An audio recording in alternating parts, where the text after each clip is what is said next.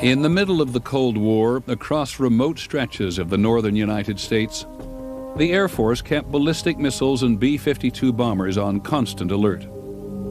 On the night of October the 24th, 1968, at Minot Air Force Base in Minot, North Dakota, Airman First Class Mike O'Connor was dispatched to make a routine repair at one of the missile sites.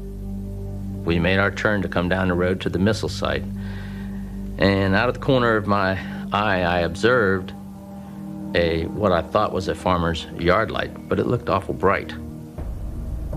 As we proceeded down the road, the object appeared to lift off the ground and parallel us down the road until we came to the missile site, at which point we got out of the truck and it just kind of hovered there. Staff Sergeant Bill Smith was in charge of security for 10 nuclear missiles. That night, he reported seeing strange objects. These objects would rise, they would speed up, they would slow it down, they would hover, they would dart very quickly one way or the other. We were just not really sure that these were things that we could explain. The Minot control tower diverted a B-52 to investigate. Captain Brad Runyon was the B-52's co-pilot. The air traffic controller asked us if we would mind going out to this one area and looking for something. I was curious, and I said, well, what are we looking for? And they said, well, you'll know it if you find it. The navigator on the B-52, Captain Patrick McCaslin, suddenly identified an object on his radar screen. I saw a return, faint one sweep, bright the next, large, off our right wing, 3 o'clock, at about 3 miles. And at that point, I asked the radar navigator to turn on the camera, which would then take pictures of whatever was on the radar screen. These pictures of the radar screen show the object flying in formation with the B-52.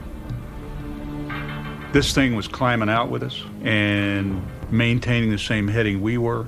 That was unusual. But what really watered my eyes when this thing backed away and allowed us to turn inside of it. When the object suddenly disappeared from the radar, the bomber turned back to find it. Co-pilot Runyon was the first to spot what appeared to be a glowing craft hovering near the ground. When things like that are happening, it seems like time just stands still. My estimate, overall object was a minimum of 200 feet in diameter, and it was hundreds of feet long.